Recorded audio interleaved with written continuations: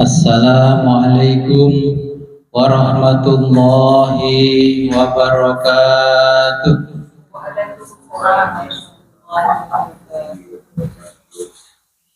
Bismillahirrahmanirrahim. Alhamdulillahirabbil alamin. Wa bihi nasta'inu ala umurid dunya waddin. Wassalatu wassalamu ala asyrafil anbiya'i wal mursalin Sayyidina wa habibina Muhammadin wa ala alihi wa sahbihi ajma'in. Amma ba'du, la khawla wa la quwwata illa billahil aliyyil azim. Alhamdulillah, pada siang hari ini kita diberikan kenikmatan yang sangat luar biasa oleh Allah, sehingga kita bisa kembali ngaji kitab filsafat falsafatuna. Sebelum kita mulai pengajian ini, marilah kita berkirim Fatihah terlebih dulu kepada junjungan kita baginda Nabi besar Muhammad sallallahu alaihi wasallam, kepada muallif kitab falsafatuna, dan kepada kedua orang tua kita. Semoga dengan berwasilah ini kita diberikan kemudahan oleh Allah Subhanahu wa taala. Ila hadratin Nabil Mustafa Rasulullah Muhammadin sallallahu alaihi wasallam wa ala alihi wa azwajihi wa auladihi wa dzurriyyatihi wa ahli baitihi wa jami'i ashabil kiram syai'illah namul Fatihah.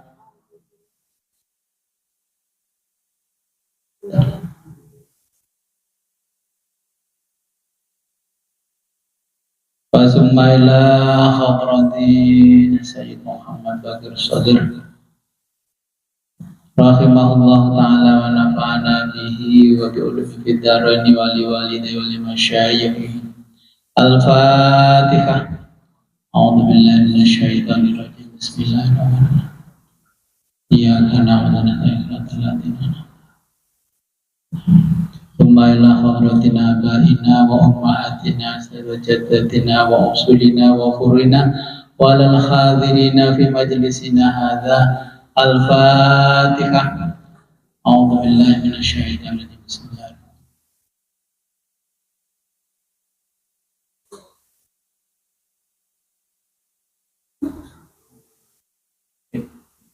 Bismillahirrahmanirrahim.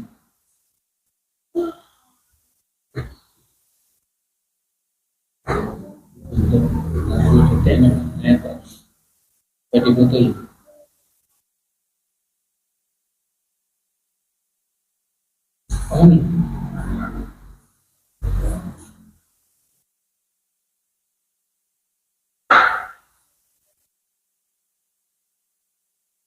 Kita baca halaman 100.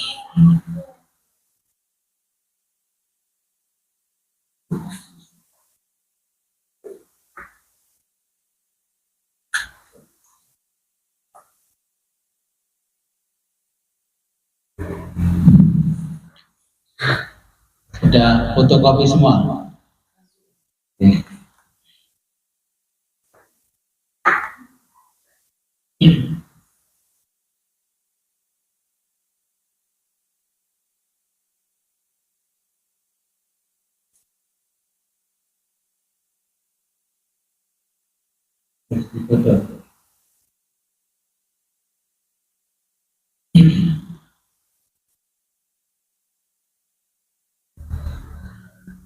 Bismillahirrahmanirrahim. Qala al-muallifu rahimahullahu ta'ala wa nafa'ana bihi wa bi ulumihi fid dharaini. Amin ya rabbal alamin.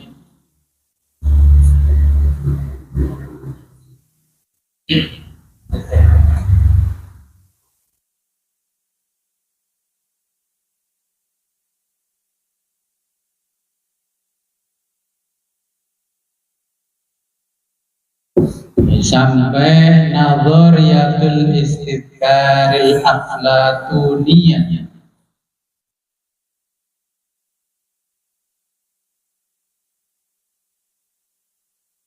Nadhariyatul istidkari. Nadhariyah itu teori, al-istidkari memori atau ingatan, al-aflatuniyati Platon. Jadi ini kita sampai pada teori ingatan Platon.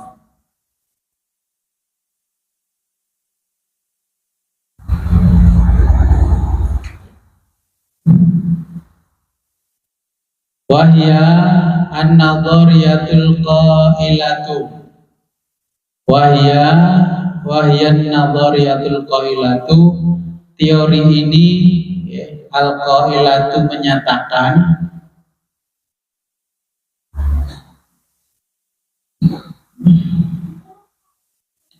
bi'annal idraka, bahwa pengetahuan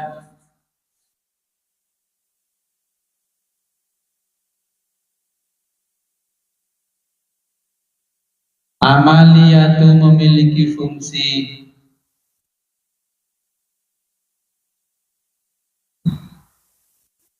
istidkaru mengingat kembali,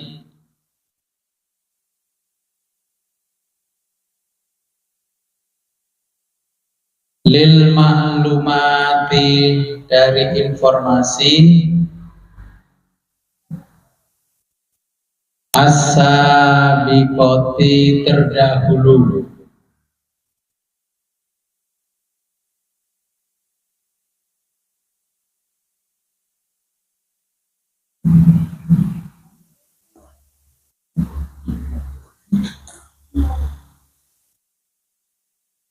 Waqad ibtada'a, bahwa pendiri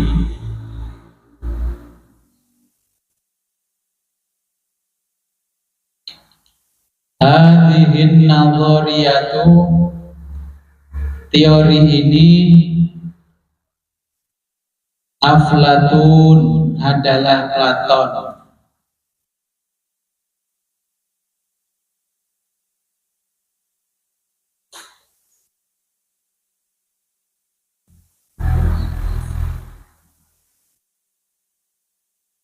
Wa aqamaha,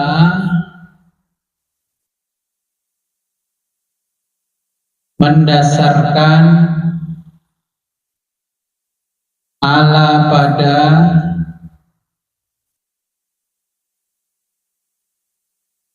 falsafatihi filsafatnya,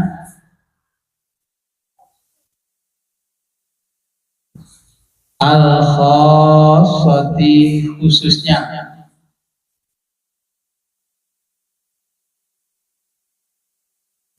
anil musuli tentang archetype, tulisannya archetype, bacanya archetype.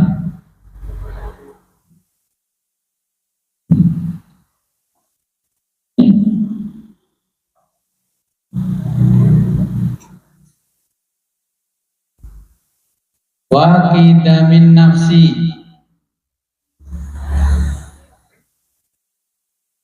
jadi ini terjemahnya an-nafsi jiwa, al-insaniyati manusia, jadi jiwa manusia, wa qidami itu memiliki keberadaan sebelumnya, jadi jiwa manusia memiliki keberadaan sebelumnya.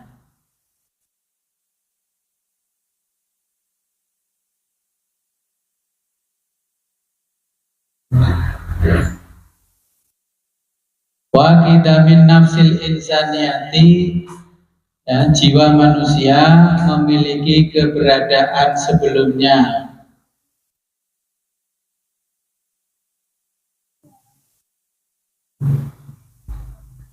Fakana, dia, dia Platon, yang takidu percaya,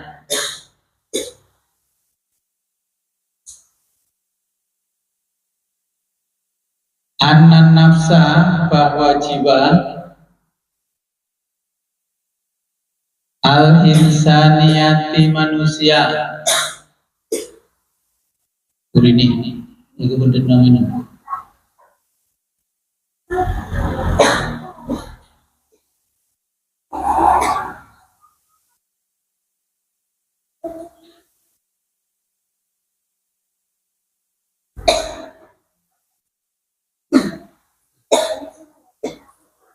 Annan nafsal insaniyati, bahwa jiwa manusia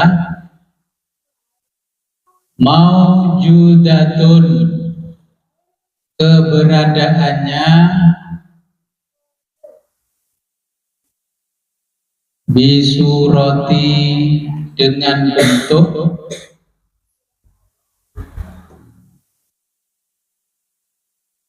mustaqillati, secara independen.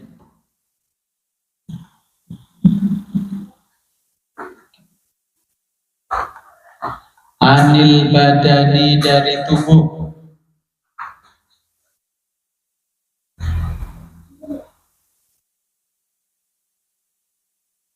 Qabla wujudihi, qabla, sebelum wujudihi, keberadaannya.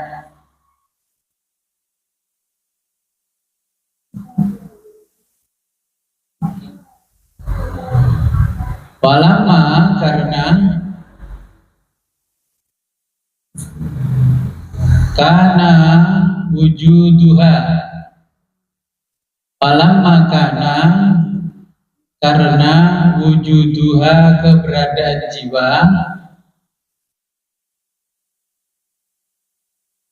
hadza mutakharriron, ini terlepas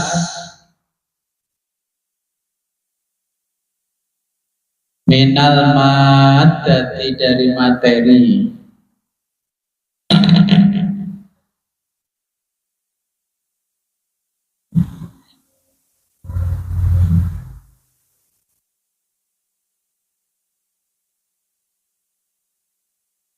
Wa quyubiha, dan keterbatasannya,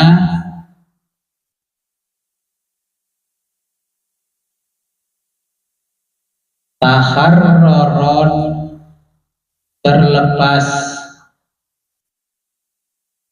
kamilan, sama sekali.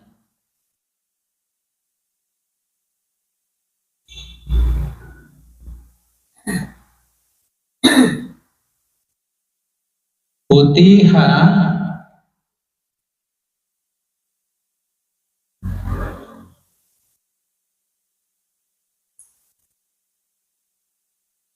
maka mungkin laha, bagi jiwa,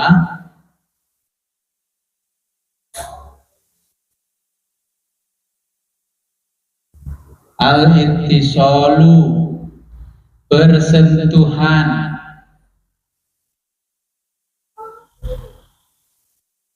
bil musuli, dengan arketip. Ya, bil musuli, dengan arketip, tulisannya arketip. Ya, arketipe. Yaitu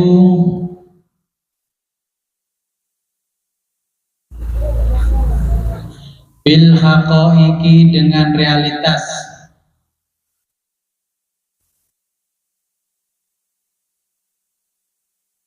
Al-mujarrodati, yang terlepas.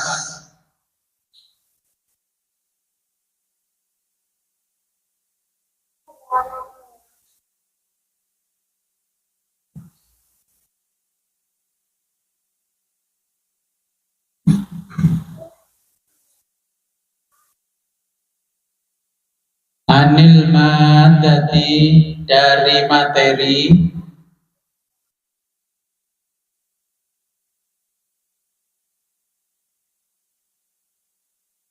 Wa amkanaha, jadi mungkin juga al-ilmi biha, untuk mengetahuinya.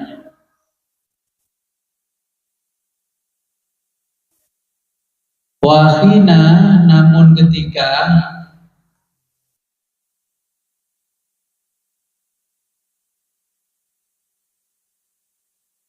Itturrot,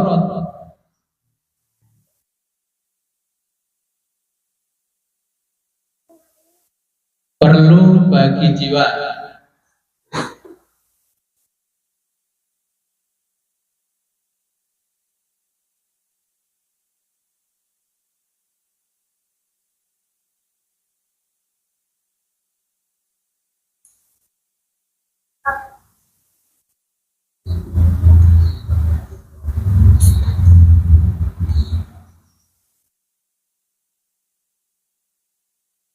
Ilal hubuti, untuk turun.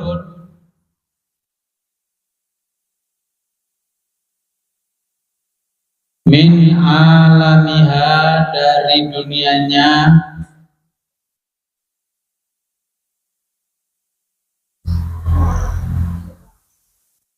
Al mujarrodi, terlepas.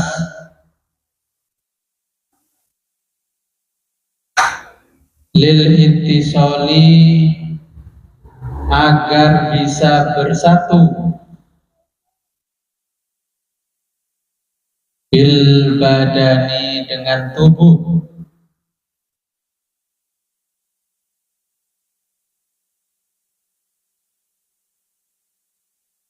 Bil irtibati bihi, wal irtibati bihi, dan terikat dengannya.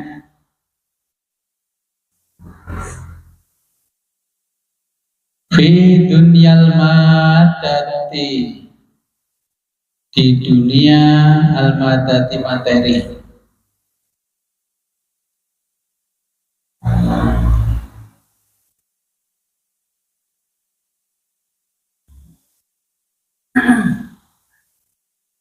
Faqadat,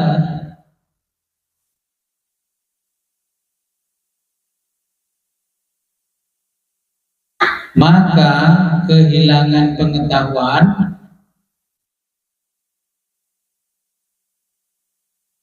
Bisa babi dzalika, menjadi sebab.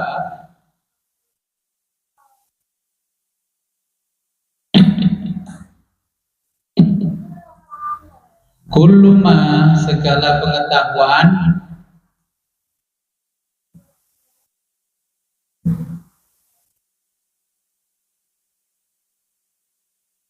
Kanat, yang ada.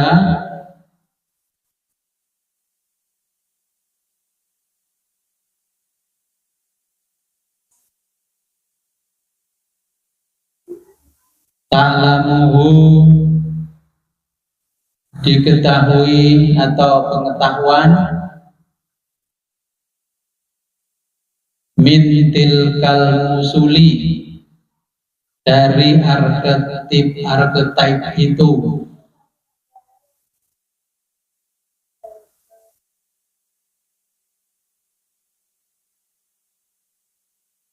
Wal haqaiqi sabitati, wal haqaiqi, dan realitas as-sabitati, tetap.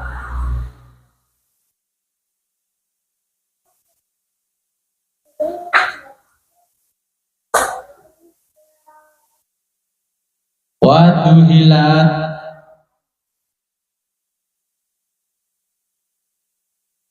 waduhilat, sama sekali. Anha, bagi jiwa.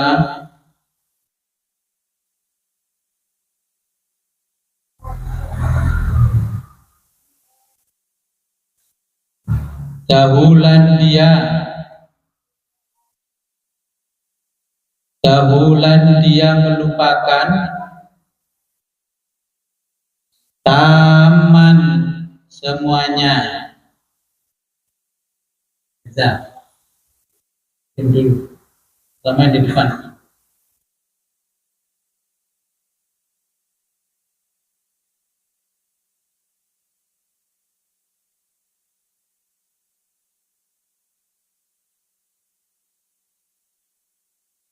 Walakinnaha,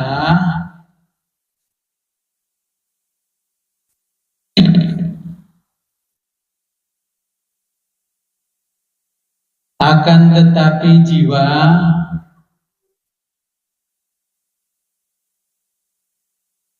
Tabada'a bisa dimulai atau bisa memulai.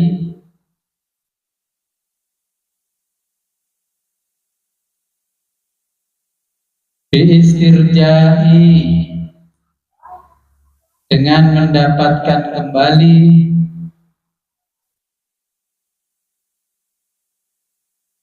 idrokatiha pengetahuannya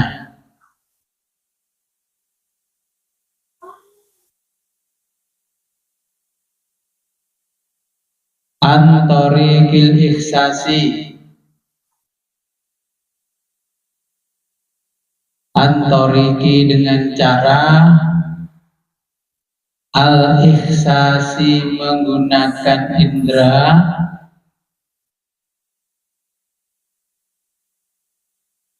bil ma'anil khossati bil ma'ani ide-ide al khossati spesifik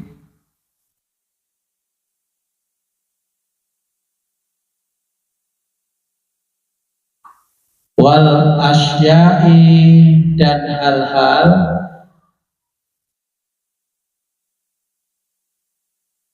al juz'iyati partikular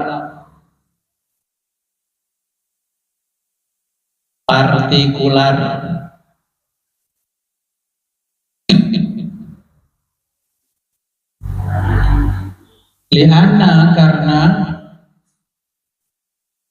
hadhil ma'ani ide-ide ini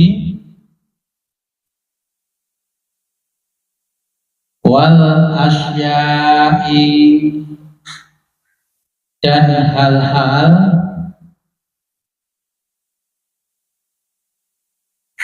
kulliha semua dilalin bayangan. Jadi dan semua hal-hal adalah bayangan wang ikasati wanaikasati dan refleksi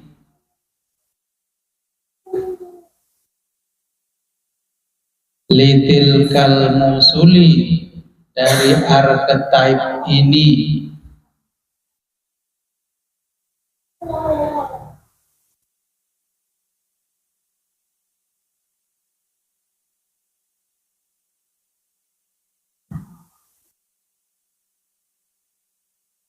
wal haqaiqu serta realitas al azaliyatu permanen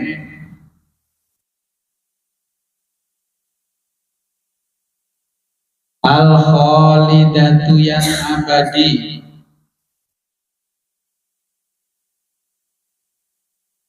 fil alami di dunia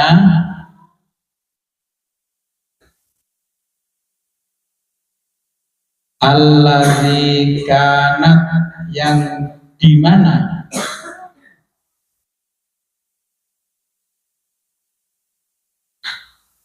ta'ishu bersemayam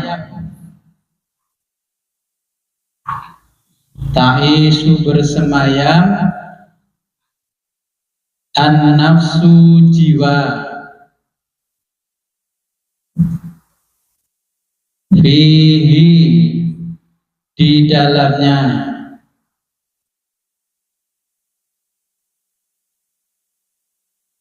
famata ketika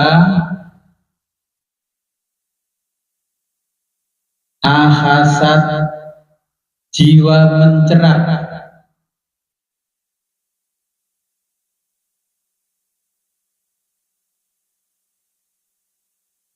bimakna khoso suatu ide khoso tertentu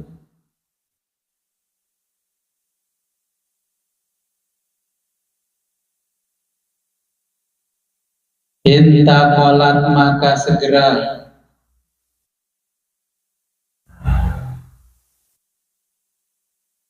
segera fauron pindah ilal haqiqati ke realitas,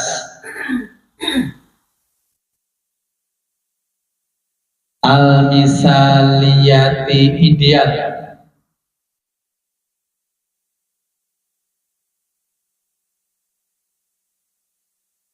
allati kanat, allati yang kanat dia, tadrikuha ketahui,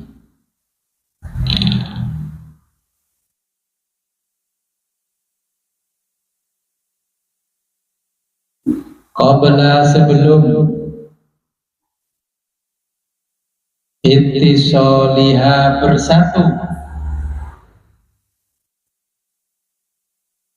bil badani dengan tubuh,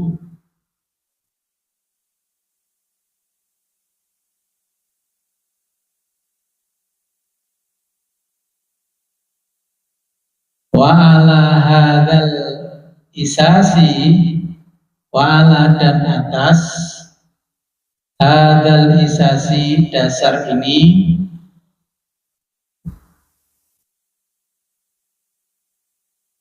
yakunu maka idrokuna pengetahuan kita,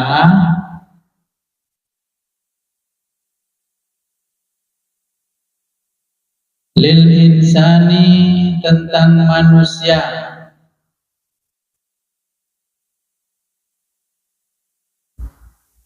al-ami secara universal,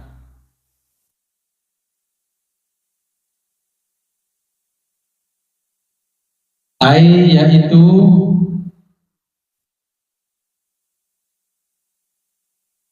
limafhumil insani konsep manusia,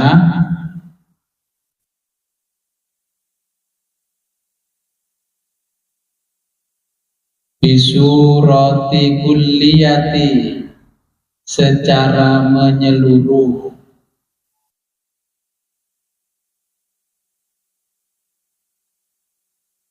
ibaratun pengingatan,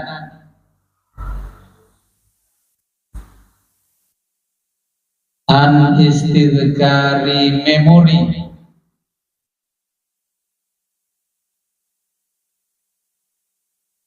li haqiqati realitas, mujarrodati abstrak,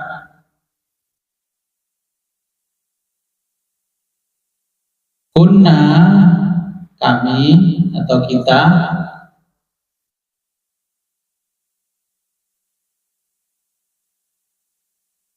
qad ghafalna yang telah kita lupakan, anha darinya,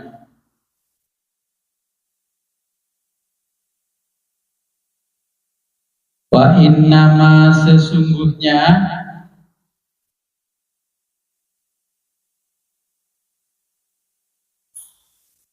istidkarunaha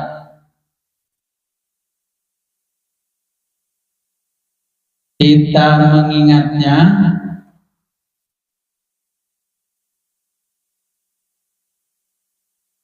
bisababil ikhsasi karena persepsi indrawi,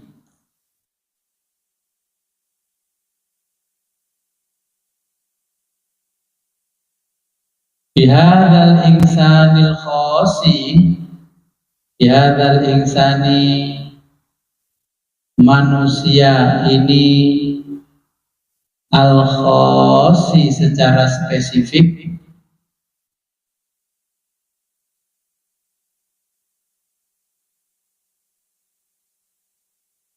audaka atau itu, minal afrodi dari individu, ya, al afrodi individu, allati yang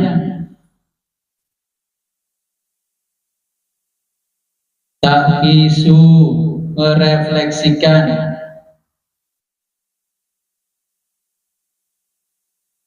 Fi alamil maddati, di alam materi ini, tilkal haqiqati, realitas al mujarrodati, abstrak ini.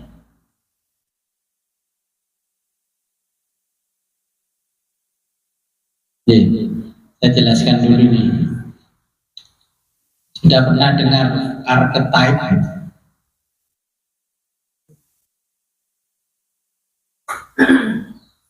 Pernah dengar belum archetype?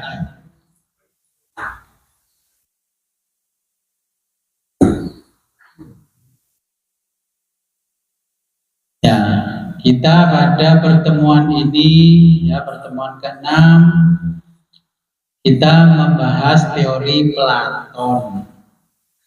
Ya, Platon. Jadi nanti begini, kalau membaca kitab, karena kitab ini yang menulis ulama Persia, Platon, Aflatun, itu kalau bahasa Arab jadi Plato. Tapi kalau di kitabnya ulama Persia, Aftu, itu Plato. Ya, jangan salah nanti.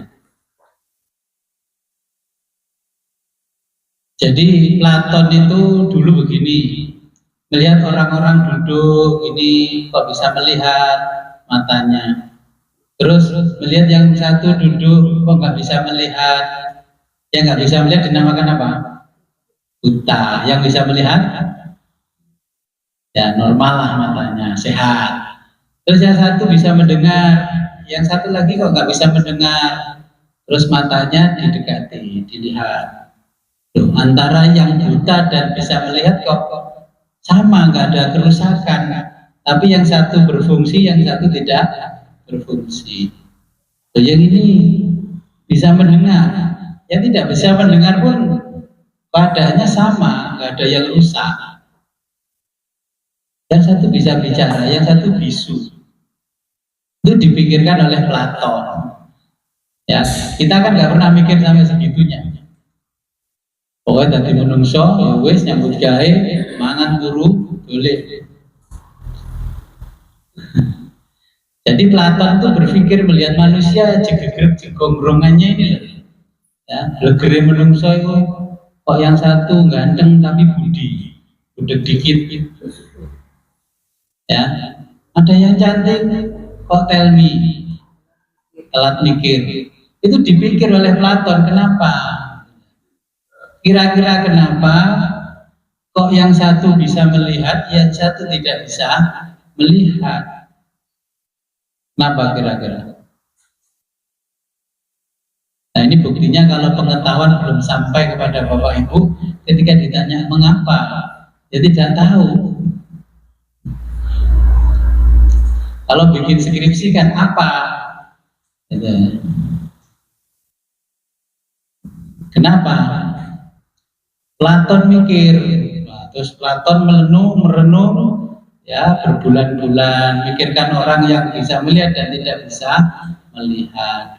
Setelah dipikirkan oleh Platon, dicari kenapa ini bisa melihat, ini bisa melihat. Oh ternyata yang bisa melihat itu karena ada kekuatan yang membuat dia bisa melihat. Kalau yang tidak bisa melihat karena tidak ada kekuatan yang menyebabkan dia tidak bisa melihat. Karena tidak bisa melihat itu, orang tidak memiliki pengetahuan.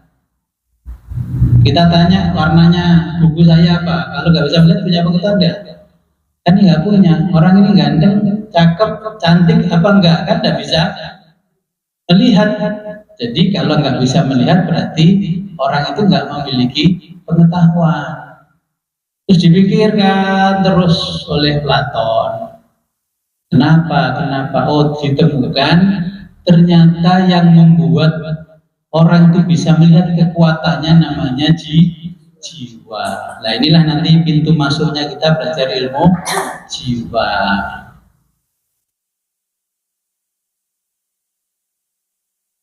Kira-kira bisa tahu ya yang dipikirkan oleh Platon. Kenapa ini kerja keras kok gak kaya-kaya?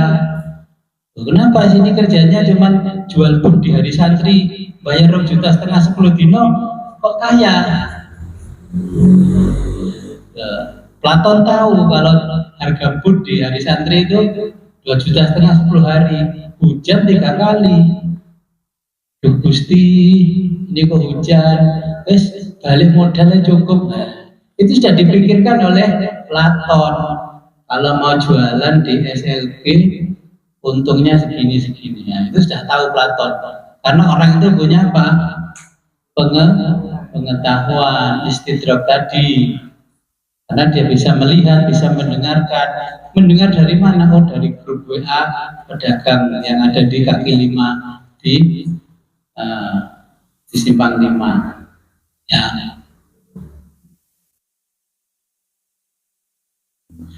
Nah, Platon menemukan, oh ini disebut jiwa. Tapi dilihat oleh Platon kok tidak menetap pada tubuhnya orang ini. Jiwa ini kok tidak menetap. Dari mana jiwa ini? Nah, ternyata Platon menemukan dulu jiwa itu berada di alamnya namanya al-musul, yaitu archetype. Kalau ngaji filsafat, ngaji tasawuf namanya alam misal. Kalau kita ngaji tasawuf, ini saya gabungkan dengan tasawuf, kan ada alamul amri dan alam mulki. Apa alamul amri? Kemarin belum seminggu, saya selalu. Berarti nggak punya ingatan kata Platon. Kamu nggak punya memori yang kuat. Belum seminggu aja sudah hilang. Bagaimana kalau setahun? Nah, ini dibahas Platon, orang-orang yang nggak punya ingatan kuat bahaya itu. Karena apa? Masuki wilayah-wilayah apa kemarin? Kegilaan. Gak kerasa oleh gendeng gue. Karena nggak bisa mengingat. Orang nggak bisa mengingat kan lama-lama gila. Ditanya siapa dirimu? Nggak tahu. Kalau ingat kan siapa dirimu? Kalau saya ditanya siapa dirimu, Bos? Saya adalah guru ngaji. Kalau ditanya siapa dirimu, saya santri ngaji. Ingat ini, nanti dikritiki Platon. Percuma hidup di dunia kalau nggak ingat apa-apa, kata Platon. Ya. Jadi dulu jiwa itu berada di alamnya yang tinggi. Nah, turun ke alam materi untuk membantu yang tadi tidak punya energi, tidak punya kekuatan, supaya mampu melihat, mampu mendengar, mampu berjalan. Berarti kalau orang stroke itu gimana? Berarti jiwa yang ada di kakinya nggak bisa jalan dan di tangannya berarti kembali ke alamnya, berpindah dari alam materi ke alam non materi lagi. Ya, itu diteliti oleh Platon. Dan makanya kata Syekh Abdul Qadir kemarin kan, dokter itu hanya pendampingan saja. Kayak saya tadi di BNN ya dampingi wong-wong yang pelajar narkoba. Ininya orang kena narkoba itu apa? Telat mikir, kena narkoba itu kayak apa? Jadi ditanya Platon gitu, mikirmu kok telat kena narkoba? Kata saya, ya kena narkoba kul bakso.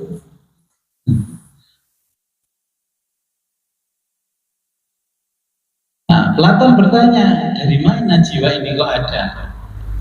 Sehingga kok bisa menggerakkan yang materi ini kemana-mana.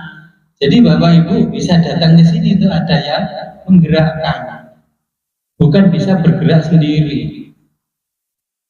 Ya, ini bisa menggerakkan ke sini. Mau selamat nggak selamat ya tergantung yang menggerakkan. Nah, kemudian ini menjadi pintu yang sangat lebar, munculnya ilmu jiwa, ilmu pendidikan, macam-macam. Kalau jadi filosof itu ya semuanya akan tahu, oh ini begini. Nah, kemudian dijelaskan lagi teori ini karena Platon itu adanya dia di tahun 428 sampai 348 sebelum Masehi. Ya, dari Nabi Isa saja belum lahir, apalagi Nabi Muhammad. Kalau ada orang bercerita agama, jiwa itu begini-begini turun, dan itu bukan agama, itu adalah Platon.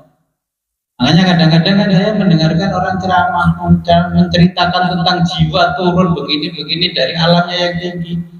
Dia mentafsir pakai agama. Jangan, itu bukan tafsir agama, itu pemikiran Platon sebelum Nabi Muhammad lahir. Kadang-kadang kan kita ini nggak sadar itu bukan Islam, ya itu sudah ada 400 tahun sebelum Nabi Isa lahir, tapi kita seakan-akan menceritakan ke orang kehebatan orang itu dengan tafsir agama, jiwa di tafsir agama. Kalau orang bercerita jiwa dengan tafsir agama turun dari alam usul, ya alam misal archetype ini, tak bisa. Ini sudah dijelaskan Platon. Platon sudah memikirkan sebelum Al-Quran turun. Ya, makanya nanti jenengan akan bisa bedakan. Ini jelas ngomong ini kok jadi agama, kok jadi Platon. Ya. Nah, kemudian diteliti lagi oleh filosof-filosof setelahnya, seperti Sigmund Freud, ya, dan Carl Gustav Jung. Gak usah dicatat di rumah, yang belum punya ilmu memori, hilang, jamin hilang. Rumah ya, saya jamin nanti akan hilang dengan ini. Kemarin Superius malam Jumat ya, cara hilang. Dengarkan dulu, karena jiwa Anda belum diberi pendidikan, makanya akan mampu mengingat. Nah, di dalamnya itu ada dua unsur, namanya personal, ya, unconsciousness, ya. Jadi persona ketidaksadaran, ya. Kemudian kolektif unconsciousness. Jadi ketidaksadaran secara kolektif. Apa maksudnya? Nah, dari persona-persona ini, ya, ditemukan ternyata di dalamnya itu ada yang namanya archetype. Terus ada anima atau animus. Jadi sini sudah ada. Nih sudah ada nih, nanti dulu. Ya, kemudian ada shadow, bahasa Jawanya topeng. Ya, kemudian self, diri. Nah, jadi teori Platon ini konsep filosofisnya begini. Nah, teori ide Platon menemukan ide-ide. Dunia ide, ya ini Platon percaya bahwa ada dua dunia. Dunia ide, yaitu dunia nyata yang sekarang kita tempati, dan dunia fisik, dunia yang kita rasakan. Kedua, ide secara realitas, ya ini kan realitas ini sudah hidup semua kan realitas. Dunia ide adalah realitas yang sebenarnya, sedangkan dunia fisik adalah hanya bayangan atau refleksi dari dunia ide. Jiwa sebagai penghubung, jiwa manusia adalah penghubung antara dunia ide dan dunia fisik. Adanya meja saya ini dari dunia ide atau dari dunia fisik masuk ide terus keluar lagi?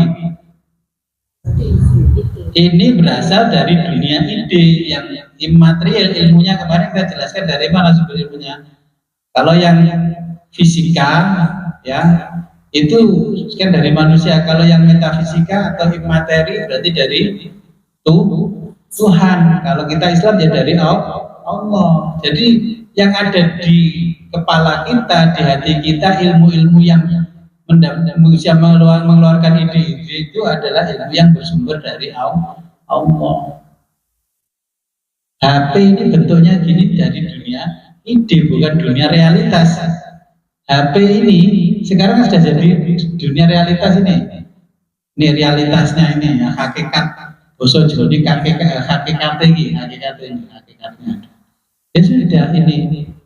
Bapak Ibu dulu dari dunia ide ini orang tua. Ide ingin menikah, ide ingin begini begitu.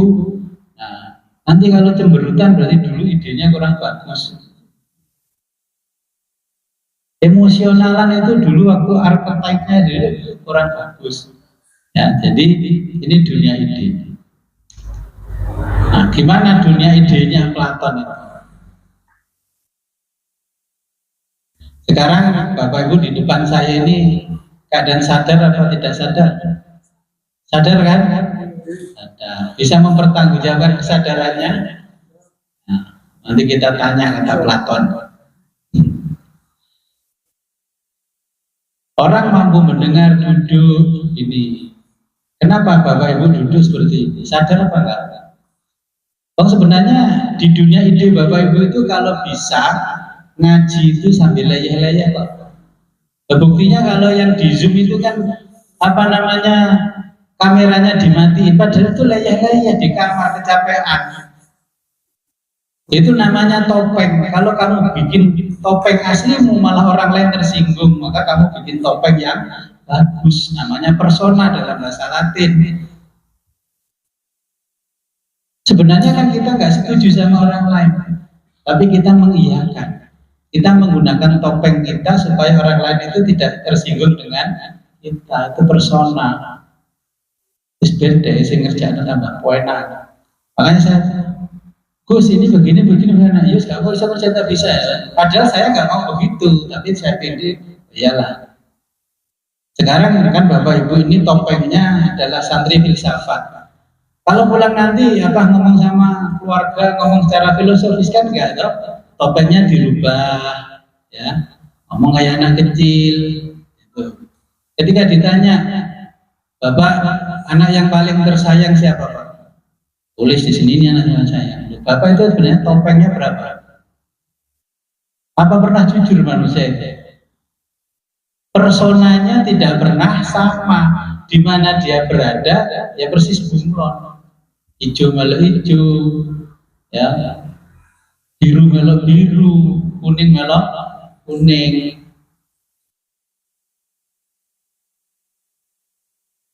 Nah, persona ini kan yang mengatakan, waduh, hutan-hutan ini kena itu gorengan ini. Itu kan muncul dari ide-ide itu, ya. Wah, panas-panas begini minum es degan enak-enak.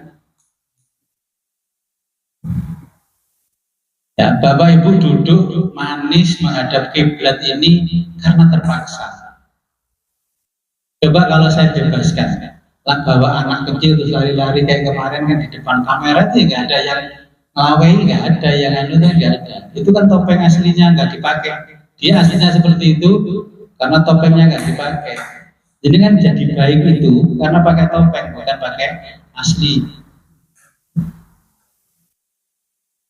Makanya ketika kita sadar, kesadaran kita itulah namanya ego. Ya, kesadaran kita itu namanya ego yang mudah dikontrol. Ketika ditanya, siapa kamu? Kan kita harus bisa menjelaskan, siapa kita? Kita adalah NU. Siapa kita? Kan begitu. Nah, apa artinya? NKRI harga mati. Hari santri kan begitu. Nah, ego itu kumpulan ide-ide ya yang menunjukkan identitas kita dan keberlangsungan kita.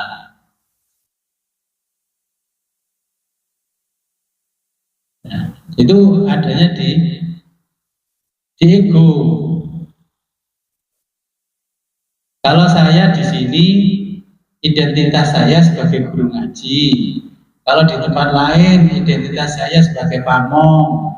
Di tempat lain jadi direktur. Di tempat lain itu kan ide-ide yang ada dalam diri saya yang kemas dalam bentuk ego. Ego itu arti bahasa Arabnya. Ego itu bahasa Jawanya ekson. Tahu ego? Bahasa Latinnya ego. Bahasa Belandanya eke. Yang rada kemayu kan eke itu loh. Bahasa Arabnya anak. Ya. Ketika saya tidak duduk di sini, maka ego saya akan bergeser. Kalau bapak ibu pulang, ego saya bergeser menjadi kepala rumah tangga, jadi bapak. Ya. Kalau bapak ibu pulang dari sini kan egonya bergeser kan nanti. Ya, berarti identitas bapak ibu bergeser. Pulang ke rumah masanya jadi bapak, jadi ibu, jadi yang lain-lain. Nah, ini namanya ego. Nah, ego ini ada yang kita warisi, ya. Jadi ego ini memiliki sikap, ya. Sikap ini namanya sikap jiwa.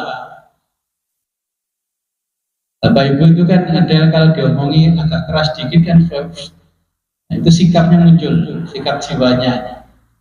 Ada yang diomongi alon-alon, gak paham-paham. Tapi kalau nadanya keras baru paham, tapi katanya yang ngomongin menyinggung, bentak. Nah, makanya sikap jiwa itu dari ego yang Bapak Ibu miliki, kesadaran itu ada dua hal. Namanya yang pertama intraversion, yang kedua extraversion. Nah, akhirnya intraversion itu disingkat oleh seorang ahli psikologi jadi introvert. Nah, extraversion menjadi extravert. Tahu introvert apa? Dia meneng kayaknya meneng. Masih nonton bola lucu loh ya semua neng ae. Ono kancane ngelawak lah semua neng ae. Malah mau kok yo guyu sih arek iku ya. Kadang kan sekarang introvert lihat sinetron yang membuat orang lain nangis itu ngomong gini, oh sinetron gitu aja kok ikut nangis, ngapain sih? Nah, itu namanya orang introvert. Kalau diajak, begini hujan buatan Gus, terus dijawab, oh dan minta kono, hujan aja ditanya. Orang introvert itu sukanya nggak mau ngomong yang nggak berkualitas. Itu introvert. WA itu cekak-cekak, sepotong-potong kalimatnya. Saya WA panjang jamnya. Waalaikumsalam. Itu ciri-ciri introvert saya dari WA-nya, jadi sudah tahu. Vivi introvert, menang di WA tahu apa? Jawabannya Vivi. Tak percaya bukan, rekam digital ini. Nah, ini kan menang. Itu orang introvert. Kok jak guyon, gak guyon lek koncone. Ini ciri-ciri orang introvert. Yaitu menggambarkan orang diam.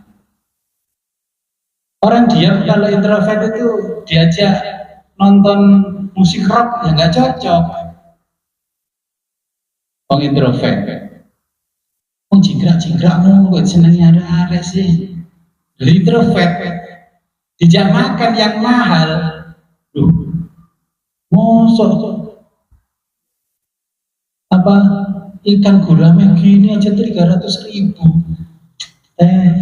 Introvert ini.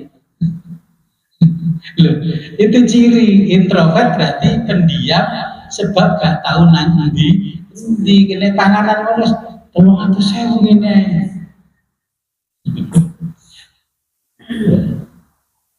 Dan nanti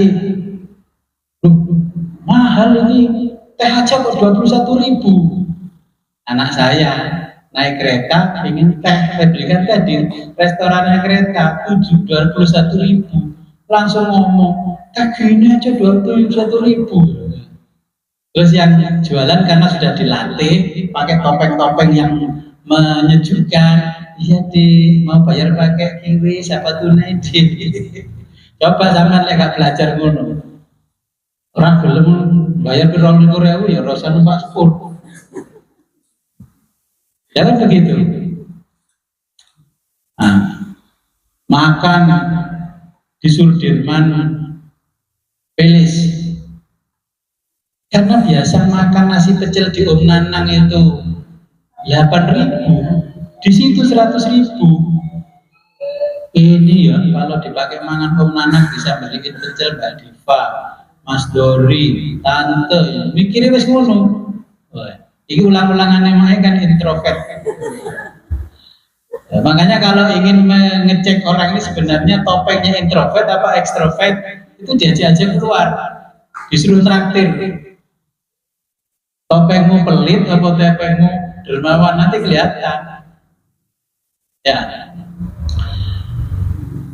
Jadi aktivitas ego atau jiwa sadar kita ini kan ada sesuatu yang mewarisi, yakni personal yang collection tadi. Jadi kesadaran kolektif. Jadi begini, kesadaran kolektif itu manusia, setiap suku bangsa itu mewarisi jiwanya masing-masing. Ya. Kalau orang Jawa, jiwanya seperti ini adalah orang Jawa. Kenapa bisa seperti ini? Kenapa bisa seperti itu? Saya contohkan begini. Jadi kesadaran kolektif itu begini. Orang Cina, kalau dagang itu cepat kaya. Kalau jenengan dagang, saya jamin nggak cepat kaya.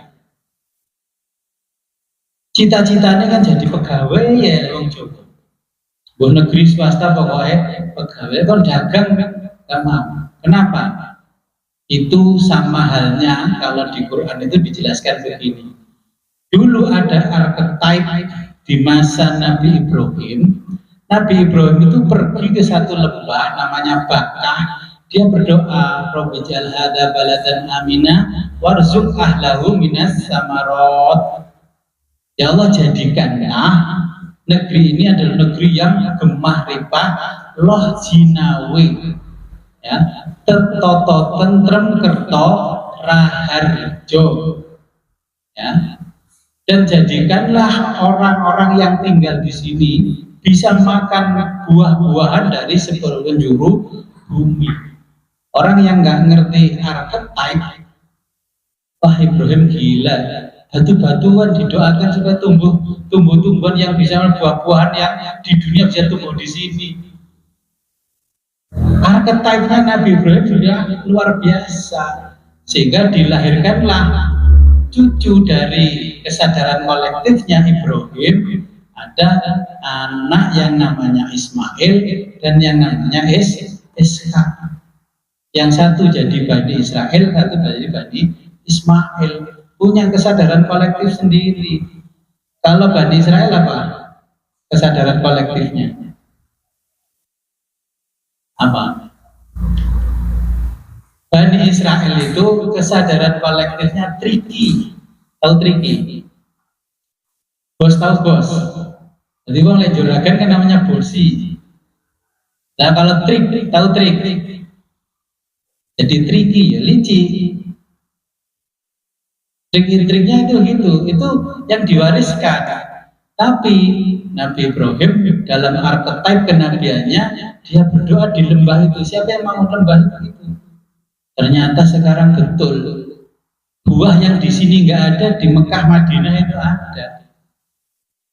Semua dari penjuru itu datang ke situ. Nah, karena nenek moyangnya orang Jawa, untuk membangun archetype itu begini, kamu kalau hari kelahiran puasa ya 3 hari. Nanti supaya kalau kamu dewasa, kamu kerja, kamu dapat juragan yang welas asih. Bangun arketyp begitu kira-kira gimana? Bener nggak? Ya akhirnya tadi babu seumur hidup. Nanti ini mumpung belum punya anak cucu ya, bangunlah arketyp berdoa, ya Allah jadikanlah salah satu dari cucuku ini nanti yang menempati tanahku. Nanti dia ngaji, didatangi banyak orang supaya aku dapat pahala yang mengalir dari jariah harta.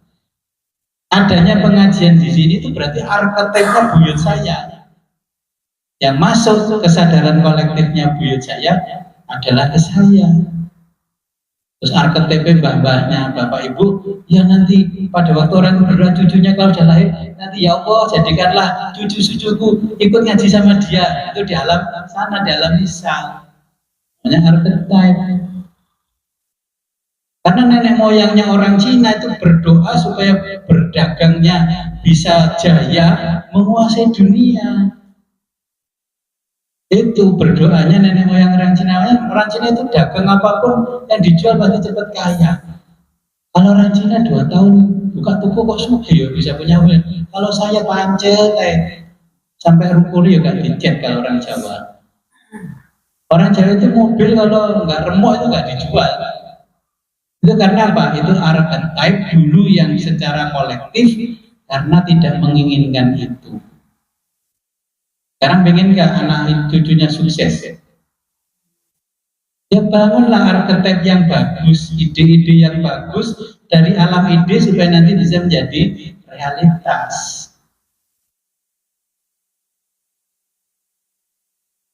Kita punya alam ide, kamu harus S2, kamu nanti jadi dosen. Apa mampu tuh Gus? Jadi tak bangun kok archetype yang hebat malah melempem. Ya kan?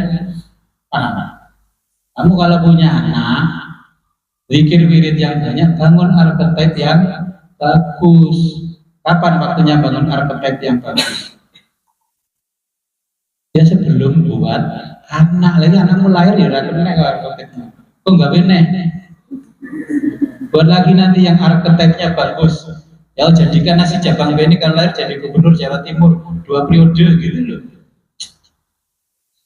Telat, informasi ini telat, menyesal nggak?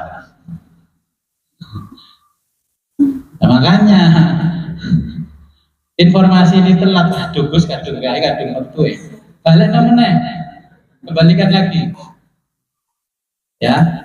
Jadi kalau ingin punya, contohnya lagi kita bicara archetype.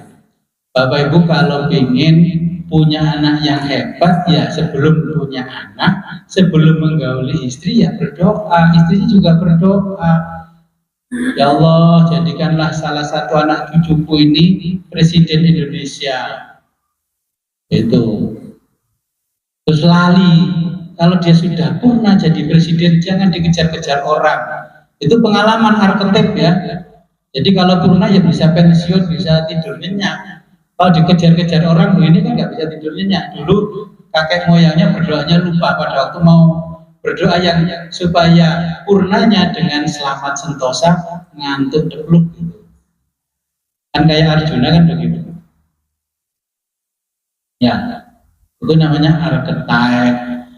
Ya kita kalau belajar ilmunya Nabi ya kita mengikuti archetype-nya Nabi. Jadi kesadaran kolektif itu kenapa ada orang kok ngeyel aja dibilang.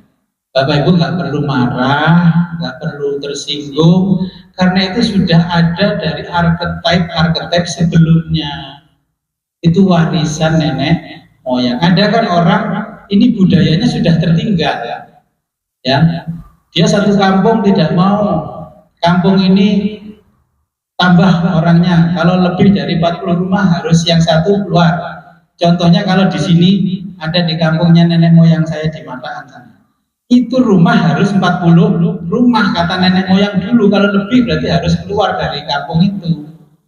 Termasuk ibu saya keluar ke sini itu karena pada waktu ibu saya menikah itu sudah 40 rumah. Kalau nggak mau keluar berarti salah satu resikonya akan mati di antara orang-orang itu. Nah, itu kan ide-ide yang dulu dari archetype yang dipertahankan sampai hari ini, mana bisa maju. Terus kata-kata nenek moyangnya itu di kampung itu, kamu kalau tidak mau memegang teguh ajaran nenek moyang, hidupmu nggak akan sukses. Nah, buktinya yang tinggal di sana nggak sukses kok. Yang sukses itu yang keluar-keluar dari kampung.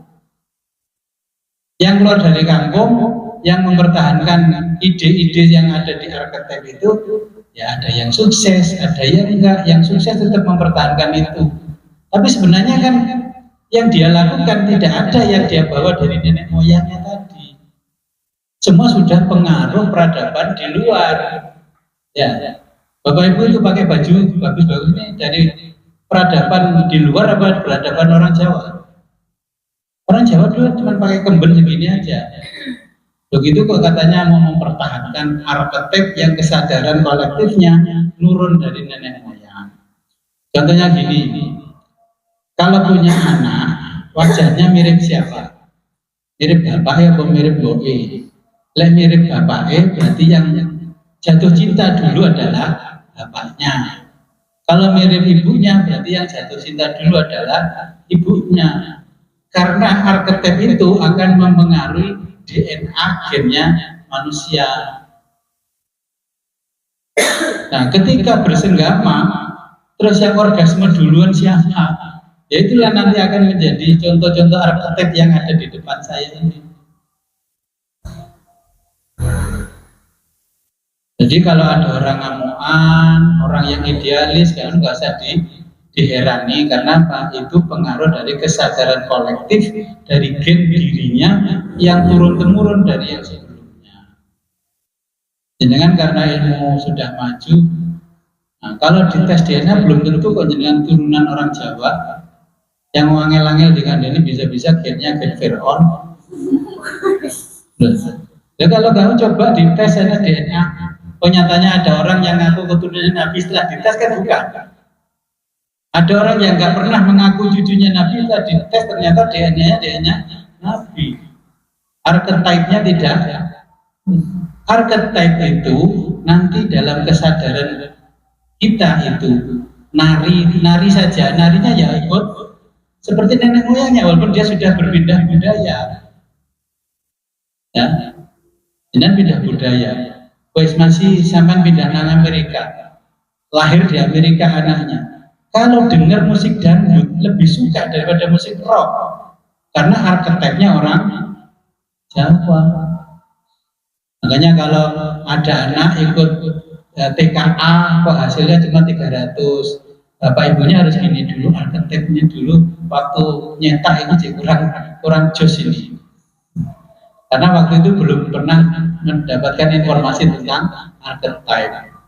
Oh, kalau Nabi dulu mengajarkan begini, kalau mau bikin anak, baca doa Allahumma jannibna wa jannibis syaitana.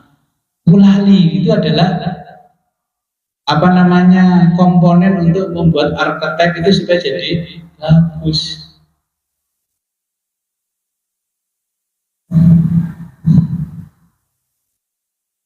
Jadi ini gambaran dari yang dimaksud oleh Platon. Tapi masih panjang nanti ini, masih gambarannya aja. Gambaran proses berpikirnya Platon kira-kira bisa ditangkap. Ini kan teori memori, ya Platon. Kenapa orang itu kok bisa hafal Al-Quran 30 juz? Berarti nenek moyangnya dulu di sana ada yang hafal. Oh angel, ya, saya bilang, yang gue dirapal, bagaimana arketipmu itu bisa hafal? Kalau bapak yang soleh, berarti akan melahirkan anak yang soleh. Ibu yang solihah juga akan melahirkan anak yang soleh-solihah. Ini yang disampaikan oleh Platon, bukan saya yang nyampaikan. Logo saya ini kan berarti gimana? Iya, karena dulu bapak ibu panjenengan belum belajar teorinya Platon tentang arketip. Makanya muncul anak, waduh gak iso bersatu, gak iso ini, gak iso itu, hidupnya gak sejahtera. Jadi kebaikan bapak ibu hari ini itu dipengaruhi arketip nenek moyang dulu. Gusti, jadikanlah anak cucu kami orang yang terkaya di kampung ini, dan jangan sampai ada orang yang lebih kaya dari anak cucuku setelah itu. Nabi Daud berdoa bagaimana? Nabi Sulaiman. Nabi Sulaiman kan berdoa, ya Allah jadikanlah aku raja yang paling kaya di dunia, dan tidak ada raja yang kaya lagi setelah aku. Ya berdoa kan ya begitu harusnya. Arketipnya kok Allahumma ajirna minan nar, Allahumma ajirna minan nar, wong lebih. Wong neraka ya gitu-gitu aja kok Allahumma ajirna minan nar. Bikin arketip, ya Allah, jangan kau jadikan anak cucu kami orang-orang yang tidak taat kepadamu. Ya Allah, wong dongannya anaknya terjerumus semua, ya Allah majinanya gak jadi. Wong tulisan arketipnya sudah terjerumus. Understand? Nah, ini kan jenengan sudah tahu ya bagaimana ya nanti selanjutnya kita akan mengetahui konsep-konsepnya dari Platon. Silakan bertanya kalau mau bertanya. Assalamualaikum warahmatullahi wabarakatuh. Waalaikumsalam. Tadi di awal pertemuan terus kita membahas bahwa contoh tadi makan. Kenapa satu jam satu tidak bisa melihat itu karena ternyata di sana ada jiwa. Nah, pertanyaannya terus, apakah jiwa itu diciptakan dalam, kalau bahasa dagangnya itu disetok di alam misal sana sebelum menciptakan materi? Tuhan itu, Allah itu yang pertama. Kemudian ketika tadi contohnya mata atau telinga yang dikata alias budak tadi, berarti kan jiwanya tidak bersemayam di sini ya Gus. Nah itu apakah memang jiwanya tidak ada, ataukah jiwanya itu tidak tahu kemana dia, alamatnya itu tidak tahu seperti itu. Sekaligus yang ketiga, kalau seseorang sudah mati, itu apakah jiwa yang lepas dari materi itu kembali berkumpul di alam misal itu, atau di alam yang disebut Platon tadi adalah di yang baik itu apa teorinya Platon, ataupun sesuai dengan Islam itu apakah berkumpul dengan yang akan masuk ke materi yang sudah, yang after dan before itu apakah kembali jadi satu gitu? Itu aja Gus. Jadi dulu Platon ya, Waalaikumsalam. Platon kan mikir, terus murid-muridnya ya bingung begini menurut Platon. Sampai beberapa generasi nggak ketemu, terus generasinya Kanjeng Nabi Muhammad disebutkan alastu birabbikum. Jadi di alam yang archetype itu, di alam al-musul atau alam misal, itu kan stoknya banyak sebelum diturunkan ke alam materi. Kan ditanya itu, Tuhan bertanya kepada mereka, ya, alastu birabbikum, apakah kamu tahu kalau aku ini Tuhanmu? Jawabnya jiwa-jiwa itu apa? Bala syahidna, saya bersaksi kalau engkau Tuhan kami. Itu masih ditaruh di sana, di alam archetype. Kalau bahasanya Plato, ide-ide, di alam idea. Ini archetype. Nah setelah itu dia turun ke alam materi sesuai permintaan proposalnya masing-masing. Ya.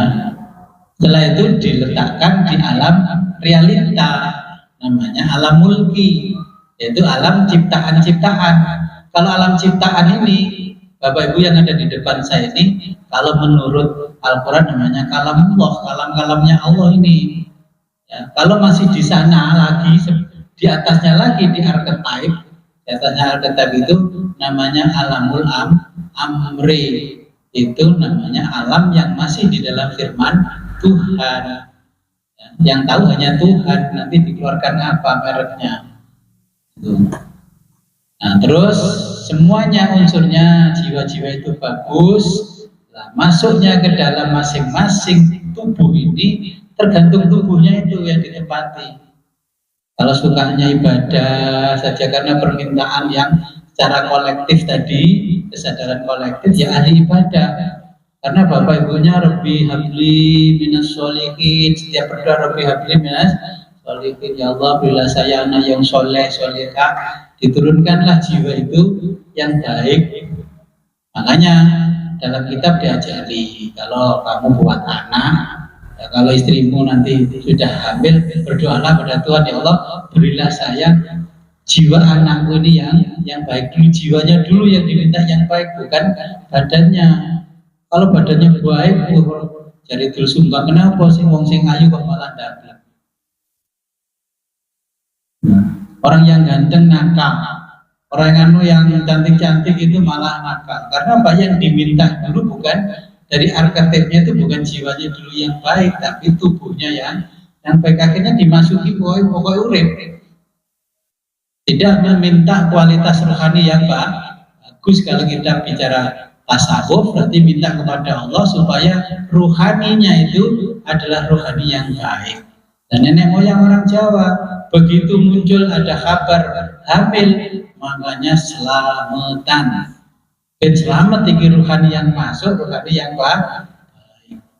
Katanya nggak menginginkan arketype yang bagus. Nah, posisi selamatan bid'ah itu nggak ada zaman Nabi. Memang nggak ada zaman Nabi, tapi ini pengetahuan sebelum Nabi lahir, dipitoni, diteloni, saking pinginnya archetype yang masuk ke dalam jiwa anak cucunya baik. Mana mungkin sumber air yang tidak baik akan menjadi air minum mineral kecuali disaring. Ternyata kita kan diakali dari yang tidak baik menjadi baik. Akhirnya kan jadi topeng. Bapak ibu minum itu kok topeng kasih apa itu? Ya, jadi di sana sudah ada stok banyak. Ketika mau dianu tinggal klik saja di download, masuk gitu aja. Diinstal seperti AI masuk. Ya, makanya konsepnya di dalam Al-Quran Allah dan Nabi menjelaskan. Kalau jadi bapak, ketika beramal soleh sedekah kadang-kadang ingatlah anak cucu, nanti biar anak cucunya nurun menjadi ahli sedekah. Jangan ketika maksiat ingat anak cucunya nanti maksiat. Terus kita punya anak cucu ternyata maksiat. Ya, berarti itu gak usah diherani kalau kita sudah belajar ilmu ini. Dulu dari kesadaran kolektifnya nenek moyang berarti ada seperti itu. Maka gennya akan menurun. Ya kalau sudah gen menurun, ya Bapak Ibu yang sekarang tahu ilmunya, dipotonglah gen-gen yang tidak baik dari archetype masa lalu. Ribon, paham? Ya. Bagaimana Gus memutus mata rantai yang tidak bagus? Itu babnya tidak ngaji filsafat, ya harus datang dulu sendiri. Bagaimana Gus motong archetype? Kan gampangannya sudah bikin rumah, tapi ternyata rumahnya itu salah konstruksinya. Terus bunti ini gimana Gus, rumahnya kok doyong? Gimana caranya kan? Ya, aku kan seorang perencana, tak gambar ulang. Strukturnya harus begini, kalau begini. Wah, keluar uang lagi. Ya terserah kamu mau rumahmu ambruk, rumahmu jadi baik. Anaknya kan gablek, gak itu. Cara menyembuhkannya begini. Kalau nggak mau ya sudah, sembuhkan sendiri. Kan seperti itu. Sama dengan rumah. Ketika punya motor rusak, terus diservis sama ahlinya ngomong, kok gitu Pak caranya nyervis Pak? Ya udah kalau Bapak nggak mau, Bapak pulang aja. Ya kan? Orang-orang itu yang tahu archetype yang ada di industri otomotif. Bapak Ibu nggak tahu ya sudah jangan komen malah dibuang sama yang nyervis.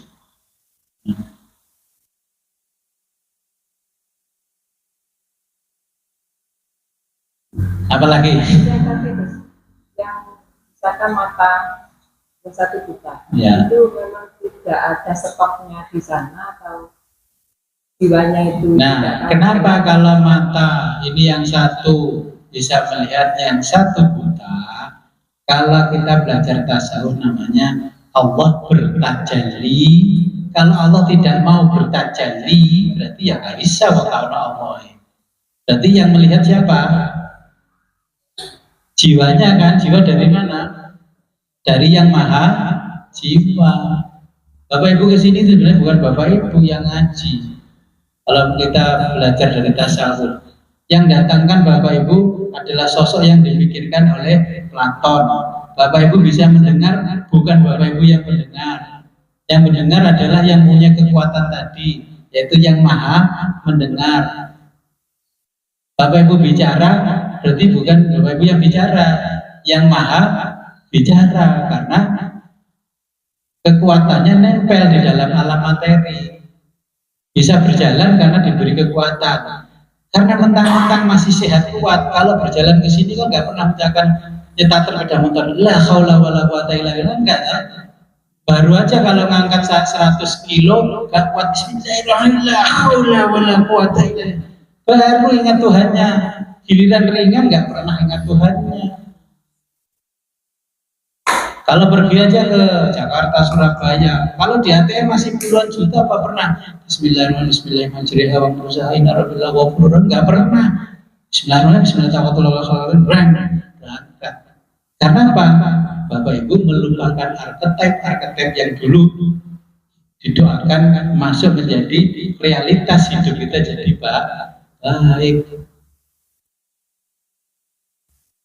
Makanya kalau ngerti begini, ngaji pun hataman tak selamati, biar archetype-nya itu jadi archetype yang baik. Kalau saya ngajar ngaji materialistis, santri saya nanti kalau ngaji pasti materialistis, karena archetype yang saya masukkan materialistis. Kalau saya ngajinya ikhlas ya ikhlas, tapi tak ajari ikhlas ke ikhlas, melali tambahan enggak ikhlas ya. Karena archetype yang saya bangun merubah archetype-nya Bapak Ibu sejak zaman generasinya Bapak Ibu ke atas itu, saya nggak bisa secepat kilat merubah. Kok mbak ini titisannya koyok ngono ya. Kalau nenek moyangnya Medit, Bang Madit, kira-kira anak cucunya Madit gak? Ya pelit tambah nemen, makin kesini makin nemen. Kalau nenek moyangnya dermawan, anak cucunya juga akan dermawan. Makanya yang dulu diajari nenek moyang untuk membentuk archetype, kamu puasa ya Duk 3 hari, supaya nanti kalau dewasa kerja dapat kerja yang bagus, bosmu, juraganmu itu melas asih. Sekarang dirubah puasa lagi.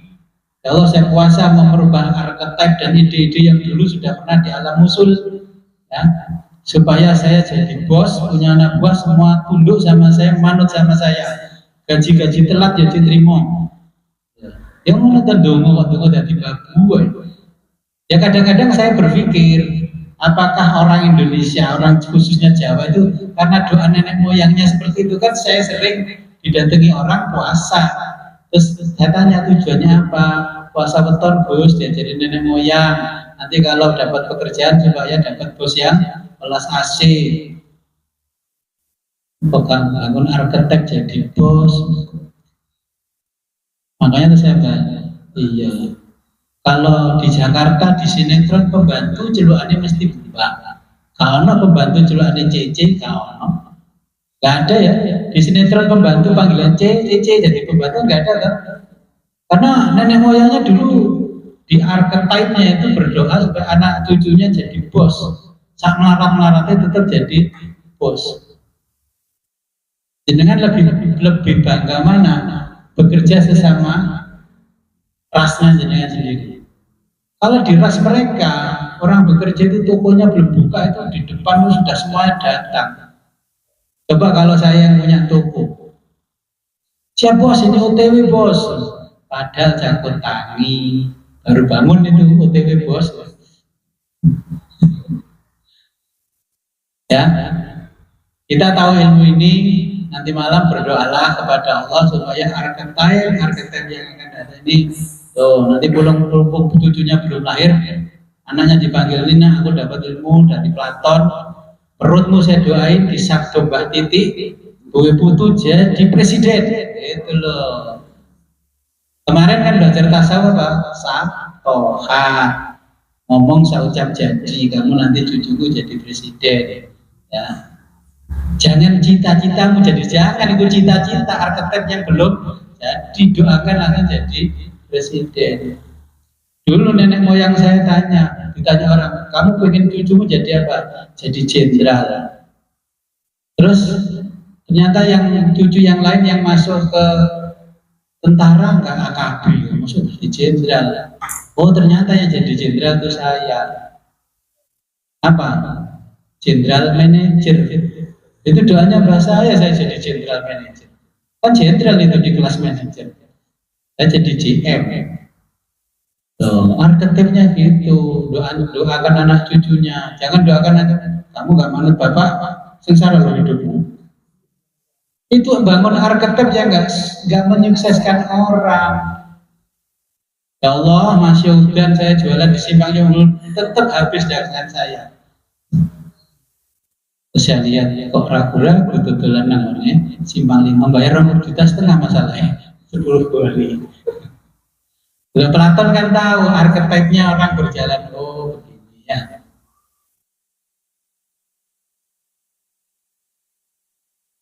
Ikutilah seperti doanya Nabi Ibrahim, minta anak cucu yang soleh solehah, ya. Nanti jadi orang-orang yang bermanfaat bagi orang lain. Khairun nas anfa'uhum linnas.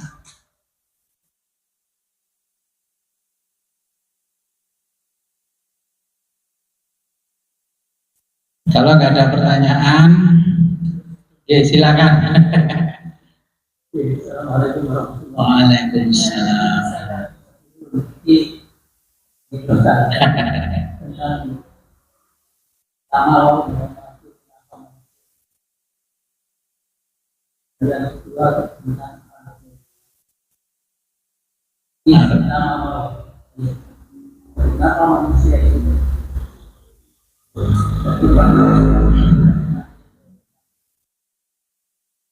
kembali kepada yang membuat.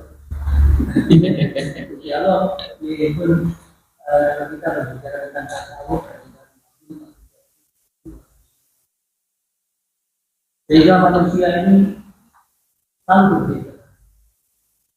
Memiliki contohnya laki-laki dua kali baca itu, barangkali itu.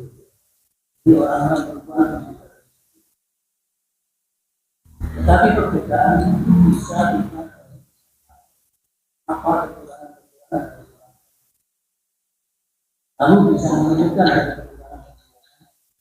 Hanya tahu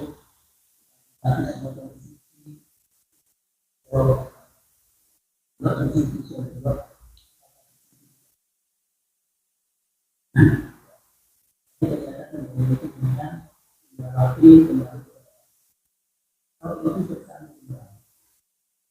sebagai bagaimana dengan orang-orang yang bisa menghargai namanya ini kita tidak berpikir seperti itu, namun berpikir tidak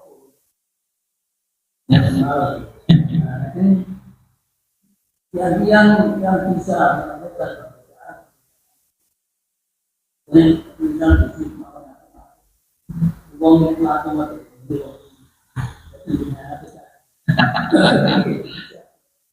tapi misal orang yang bisa, apakah orang itu bisa menyembuhkan darinya lain?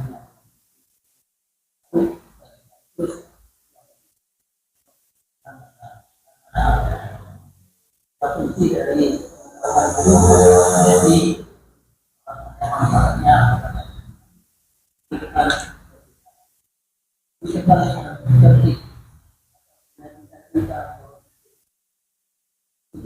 di fakta sih, tapi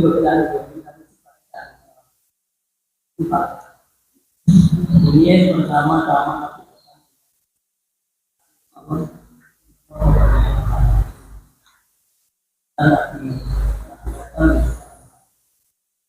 jauh minta dan dulu di rokok sangat tapi berbeda dengan Nabi Ibrahim. Kita Nabi Ibrahim punya anak cucu dan Nabi Ibrahim itu kan berjalan. Aceh memiliki tentang anak cucu. Oh, memang sesuai dengan anak dan Nabi itu komisi untuk yang ada umat-umat kalau punya anak tidak itu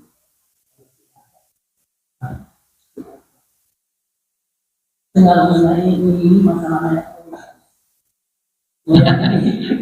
atau ada yang kita dari kerak itu juga Ya, jadi pertanyaannya kan gimana? Kita ini kan berbeda-beda. Kalau kita terlanjur terjerumus ke hal-hal yang tidak baik, apa masih bisa diperbaiki? Semua bisa diperbaiki. Ya. Jadi si Platon itu punya konsep. Yang pertama ini animus atau anamnesis di halaman berikutnya. Terus kemudian dialektika. Contohnya hari ini saya ngaji, ya. Saya mengingatkan ide-ide yang dulu pernah dimasukkan Allah ketika berada di alam misal. Ya, di alam ide-ide itu. Yang cepat nangkep berarti dulu di sana ya cepat nangkepnya. Yang nggak cepat-cepat berarti ya mungkin dulu waktu saya ngaji di sana kan telat datang. Di sini juga pengulangan telat. Nah, kemudian ada dialektika. Untuk mencapai pengetahuan kan saya jelaskan ini. Supaya tahu, kalau nggak dijelaskan nggak tahu bagaimana bisa menerima, karena yang maha mengetahui itu menempatkan dirinya pada pendengaran Bapak Ibu sehingga Bapak Ibu punya pengetahuan. Pengetahuannya dari mana ya? Dari indera.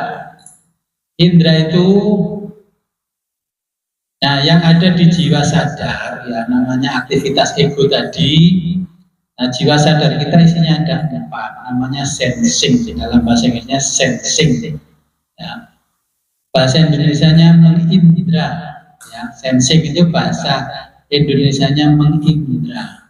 Dengan sensing kemudian mengalami. Mengalami itu bahasa Inggrisnya experience. Ya. Setelah mengalami muncul ide-ide. Air ini kita minum, rasanya apa? Kalau seri kan kita punya pengalaman minum ini seri, akhirnya nggak diminum. Oh, kalau ini seger berarti kita minum lagi. Pengetahuan yang muncul dari alam ide. Ya. Kemudian thinking, berpikir, karena sudah tahu ini seperti ini, ya makanya thinking, berpikir, mikir. Gak usah dari batuk. Oh ini bagus ini, kualitasnya bagus, harga murah. Itu hasil dari tadi indra. Terus dipikir, gitu kan?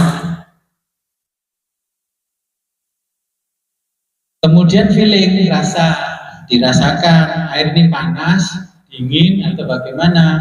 Kopinya pahit, apa manis? Tehnya pahit, apa manis? Makan siangnya basi, apa enak? Nah, itu akhirnya feeling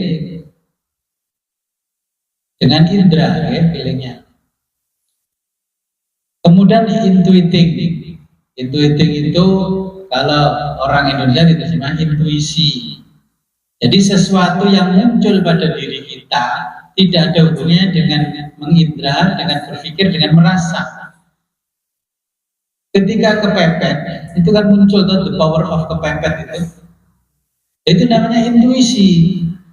Ketika mobil macet di jalan, nggak punya ilmu, bengkel kita ini. Terus otak itu kan menunggu dari sana, dari alam ide-ide itu menunggu muncul. Oh ini begini nih, sebab ini. Akhirnya kan, nah kita mempunyai pengalaman itu tersimpan di sini.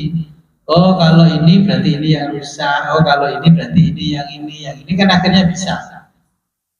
Nah itu namanya intuisi, tidak perlu mikir sebelumnya, tidak perlu sekolah sebelumnya.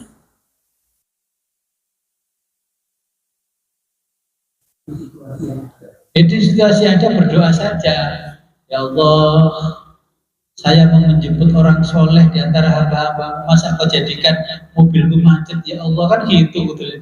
Jemput kiai, kau ngaji, mobilnya macet. Nah, kau dijemput kiai itu mesti mobil macet sih. Sing siali kiai ini mesti jemput. Jadi harusnya kan kalau mengikuti hadis Nabi di Riyadhus Shalihin kan berdoa bertawasul, membuat intuisi yang biar yang keluarnya yang jenius. Itu. Terus kata apa namanya extraversion, yang sial ya bukan penjemput dan yang dijemput. Yang sial itu mobilnya karo sing jemput tuh umurnya tua mobil sama yang jemput itu usianya lebih tua mobilnya, mau gimana nggak sial di jalan. Berarti kan nggak memiliki memori yang cerdas untuk mengingat bahwa mobil ini tidak layak. Kalau kita melihat archetype, kita diingatkan oleh Allah, lele jemput ulama yang mulia kalau Tupano Cherry, nyewa-nyewa ribbon gitu loh, dimacetkan Allah itu ditegur sama Gusti Allah.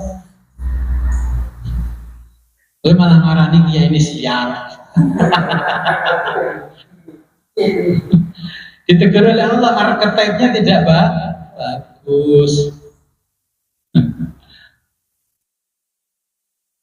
Jadi masuk pada konsep pengetahuan Platon ya, yang ada gambarnya Duni.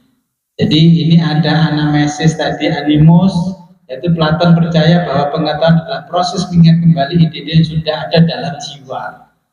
Oke. Jadi jiwa kita itu juga diinstal oleh Allah, namanya pengetahuan-pengetahuan.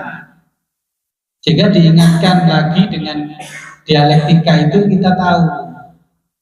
Sebenarnya yang ditemukan oleh manusia hari ini di dunia itu berasal dari alam ide yang dulu sudah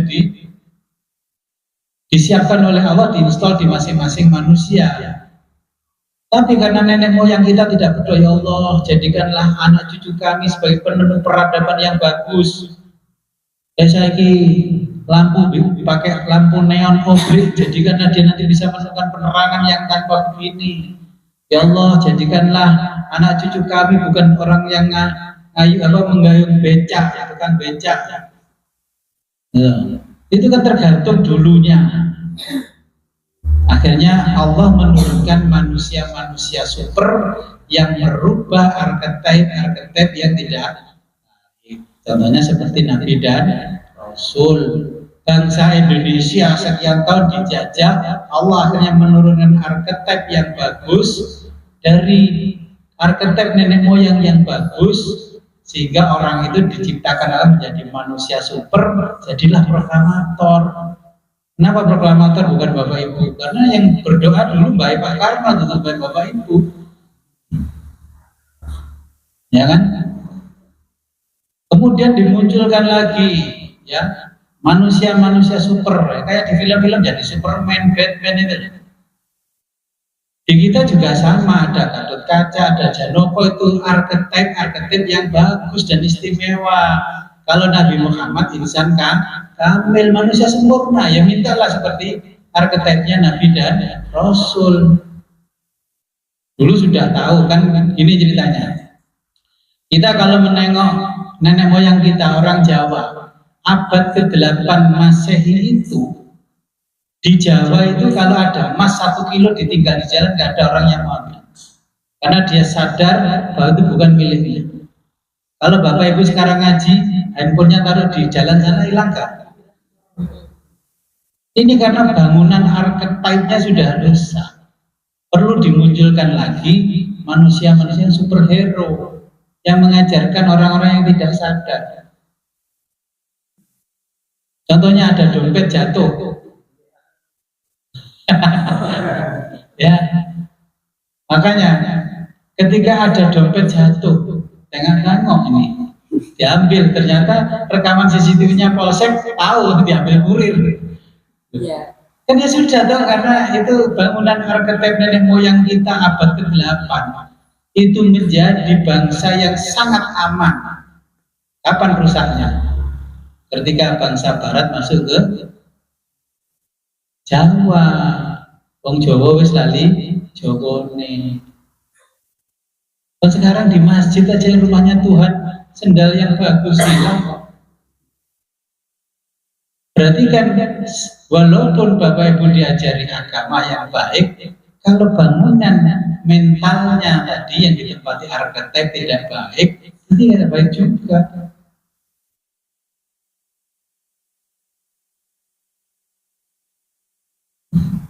Makanya saya berdoa, Allahumma inna as'aluka fahman nabiyyin wa khifdal mursalin. Saya mendoakan Bapak Ibu, karena bangunan archetype-nya jelas. Dulu kayu kaper nyolong nang Kalimantan, terus kayu jati nyolong nang Onesiman. Itu kan gambarannya kan seperti itu, ya. Jadi maka kita berdoa Allahumma inni as'aluka fahman nabiyyin. Kalau paham ya paham seperti para nabi. Kalau hafal bahkan dan mursalin, kalau hafal ya hafalannya seperti para rasul. Begitu ngaji mantep gak metu meneh. Nah, ngaji malam Jumat, Minggu ngaji mana wis lali. Ini pengaruhnya archetype-nya bangunannya kurang bagus kualitasnya. Makanya saya akan menulis di situ namanya madrasah ruhani.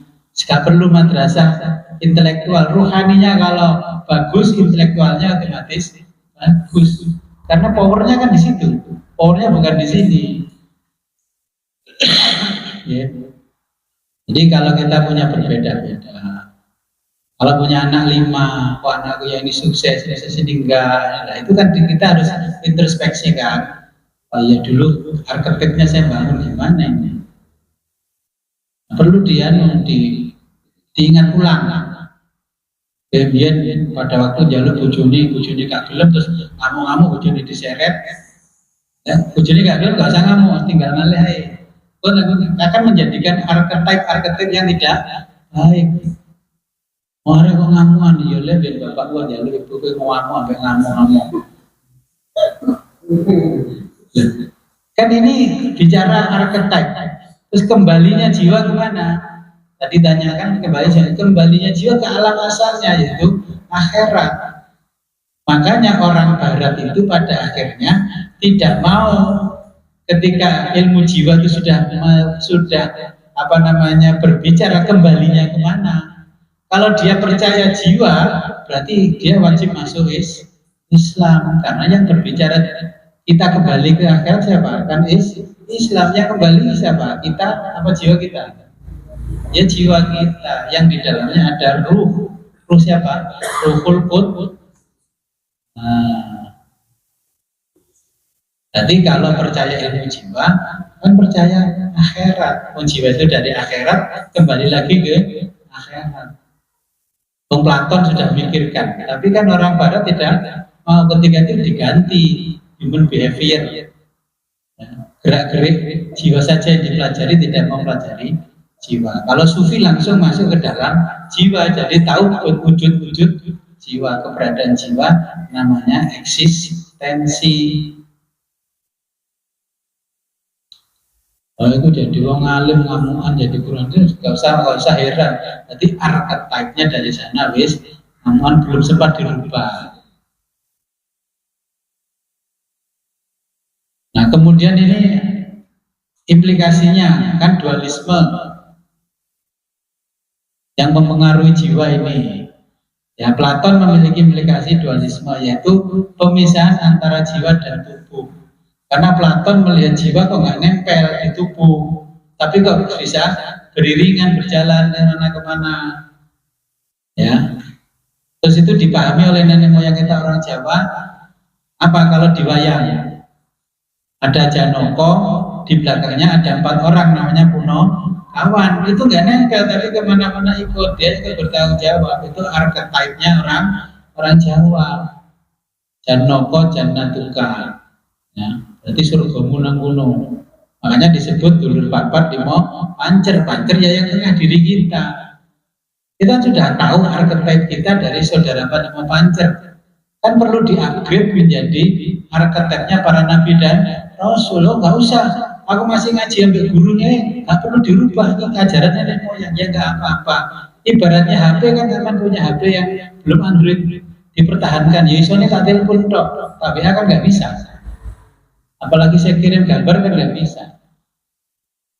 Allah itu selalu mengupgrade ilmu pengetahuan dan budaya manusia melalui para nabi dan rasul. Para filosof menjelaskan. Saya menjelaskan ke Bapak Ibu. Akhirnya Bapak Ibu tahu lagi loh, pengetahuan ini yang dulu terpendam tersimpan. Tapi Bapak Ibu kan begini, archetype yang dibangun dari kecil. Ini loh ajaran nenek moyang kita, begini. Dan malah ajaran nenek moyang kita yang menjalankan siapa? Orang Taiwan, orang Jepang, orang Korea. Di Jepang itu kalau ada kalung emas ceblok jatuh di jalan, nggak hilang, dimasukkan ke kotak yang ada tulisan pengumuman punya siapa. Kalau di kita jangankan begitu, disimpan aja masih digarong. Berarti mulai kapan archetype garong itu muncul di kita? Kalau kita belajar sejarah, sejak Indonesia awal merdeka itu sejak kepemimpinan Bung Karno sudah korupsi. Ini harus dimunculkan lagi yang namanya superhero. Superhero konsepnya orang Jawa, Pak. Satrio, Piningit, gitu loh, bicara archetype itu. Dan diomongin superhero paham, Satrio Piningit gak paham.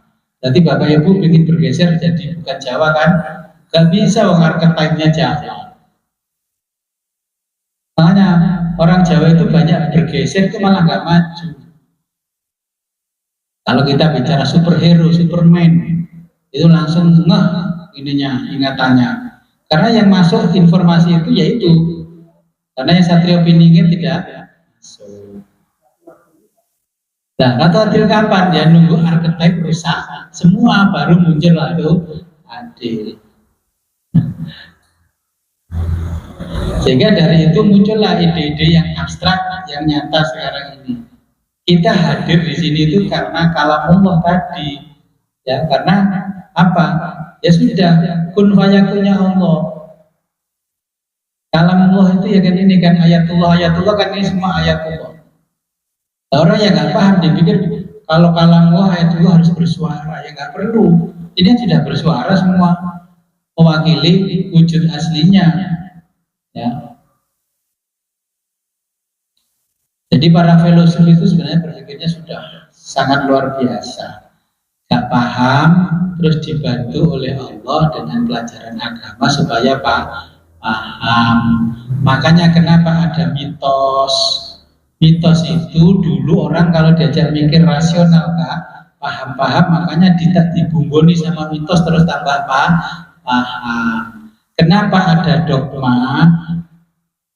Karena orang tidak langsung paham dengan ajaran yang disampaikan oleh Tuhannya, makanya dogma. Nah, dogma itu perlu dilestarikan. Nanti kalau ternyata menurut side modern bertolak belakang, ya kita pinggirkan. Dogmanya orang Jawa, kamu cewek tidur di tengah pintu, gak payu rabi gitu. Itu yang dibangun oleh orang Jawa loh, doktrinnya. Ya memang betul. Terus ono rumah kamar sampai nyake turunnya malah di depan pintu. Ya saya marahi karena saya tahu archetype. Mau itu mangan di depan pintu sambil metotok ya nggak boleh.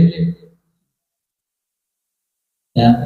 Itu orang yang nggak paham katanya mitos, bukan mitos karena nggak paham archetype. Orang lain yang melihat ya gini, wah itu koyok mumpih, jadi bojoku koyok apa? Kan gitu tuh logika berpikirnya. Itu orang yang nggak paham katanya mitos. Kamu kalau makan sambil duduk, jangan sambil tiduran, bikin miskin itu. Mikir. Apa yang ngomongnya bapak makan sambil tiduran kok jadi miskin? Apa? Kalau Platon gimana? Kalimat itu. Ya. Kamu kalau makan jangan sambil tiduran, itu bikin bapak cepat miskin.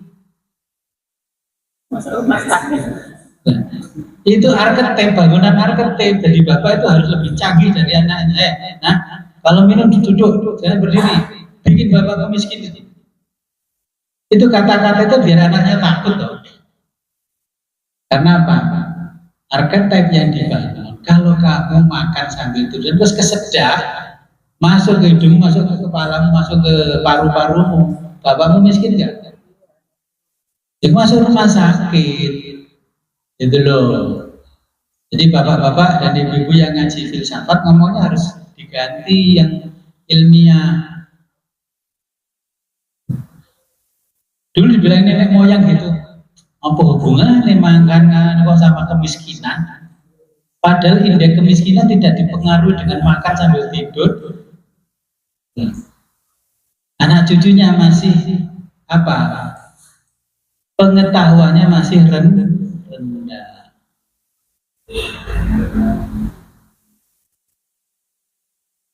Nah, paham dari archetype? Archetype yang dibangun oleh nenek moyang dirusak anak cucunya sendiri.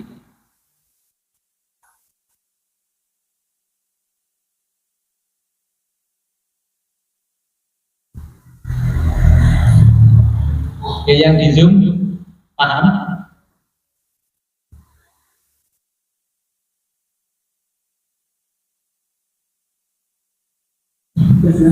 Oke, silakan.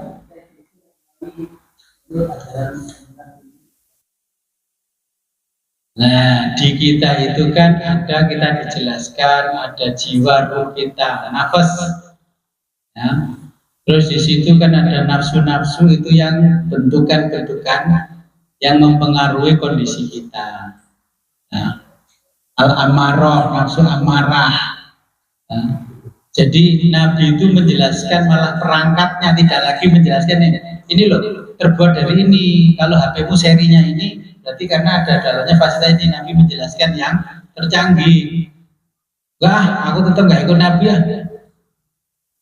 Dikasih tahu yang canggih malah nggak ikut yang canggih. Loh Gus, saya kok nggak dapat ada pengumuman tuh Gus.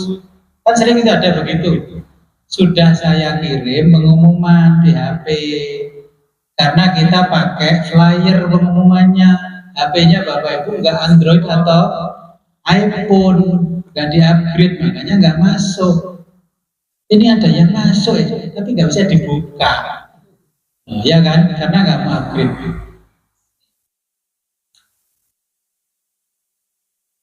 Nah, kita lanjutkan jiwa dalam filosofis rasional, ya.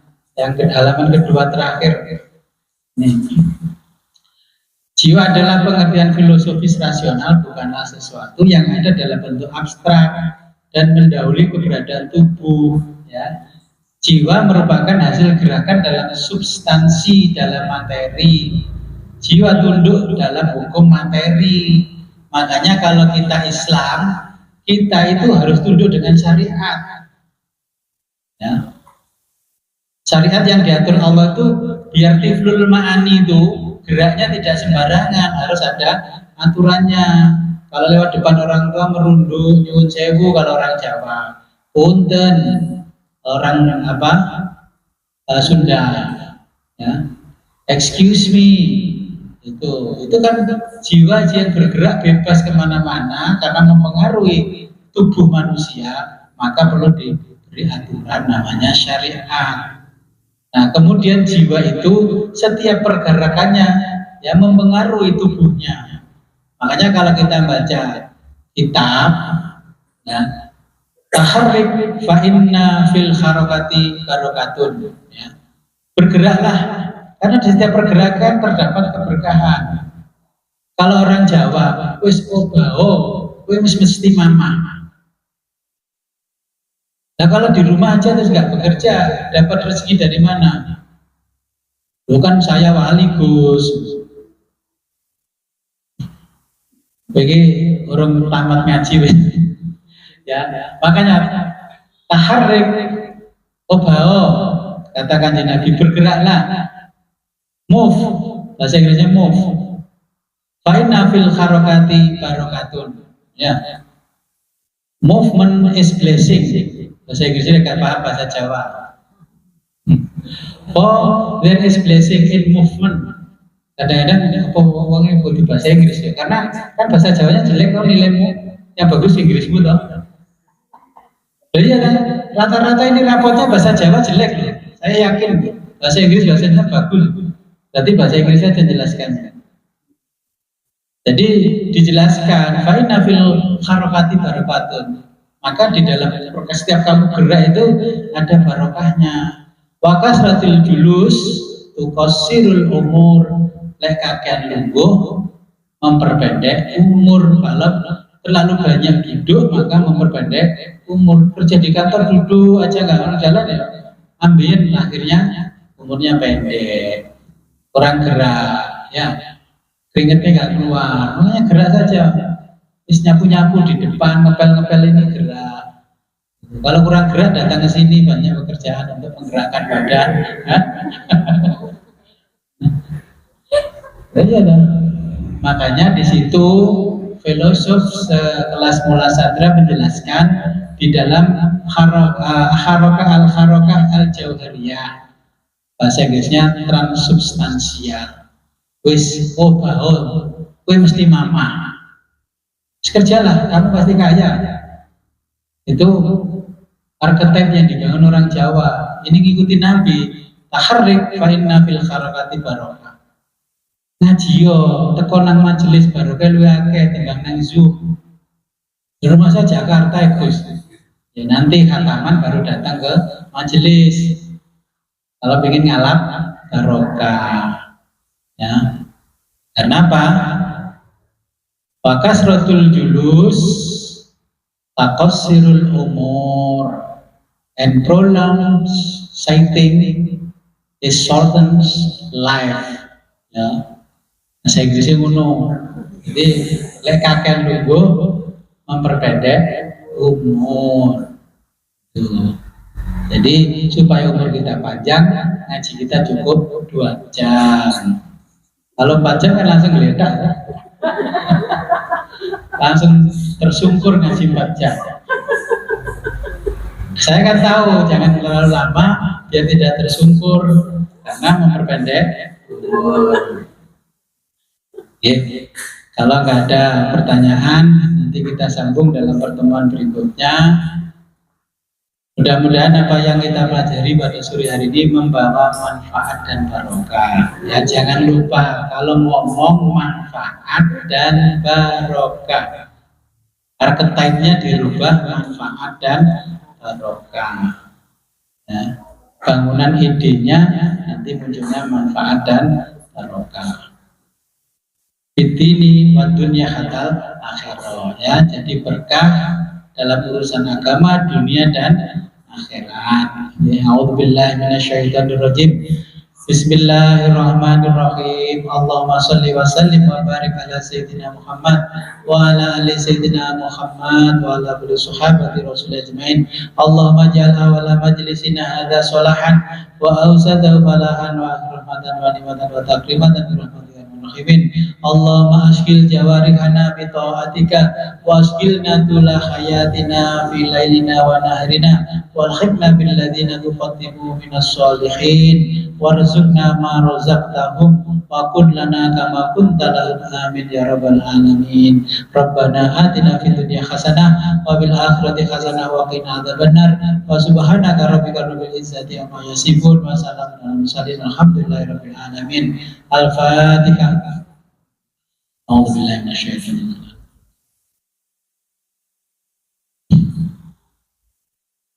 Ya, sebelum saya akhiri, saya ingatkan ya, nanti kita khataman Sirul Asrar tanggal 6. Nanti saya kirim undangannya lewat WA.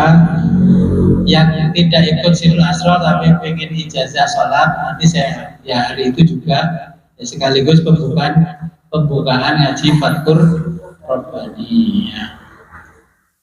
Akhirul kalam, ihdinas siratal mustaqim, wa billahi taufiq wal hidayah, wa ridwal inayah. Assalamualaikum warahmatullahi wabarakatuh.